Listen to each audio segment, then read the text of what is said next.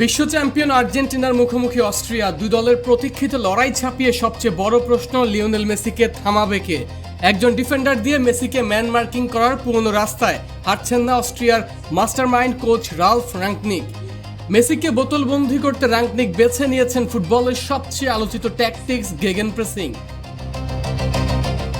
রাঙ্কনিকের পরিকল্পনা একদম পরিষ্কার, মেসিকে একা কেউ ট্যাকল করবে না, বরং বল হারানোর ঠিক পরের সেকেন্ডেই অস্ট্রিয়ান ফুটবলাররা দল বেঁধে ঝাঁপিয়ে পড়বে।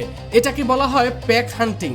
বল যেন কোনোভাবেই মেসির পায়ে পৌঁছাতে না পারে, তার আগে আর্জেন্টিনার মিডফিল্ডের রিদম ভেঙে দেওয়া হবে। নে, দুই বেলা খাবি। ফ্যান্টাস্টিক নিমক হালাল সল্টেড বিস্কুট।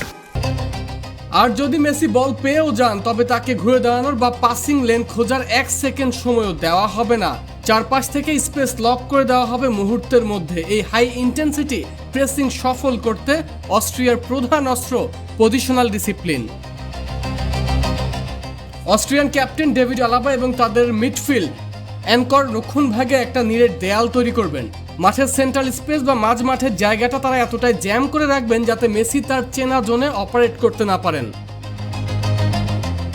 রাঙ্কনিকের লক্ষ্য আর্জেন্টিনাকে বাধ্য করা যেন তারা মাঝ মাঠ ছেড়ে সাইডলাইন দিয়ে বা লং পাসে খেলতে যায়, যা ইন্টার মায়ামি মহাতারকার শক্তিকে অনেকটাই কমিয়ে দেবে।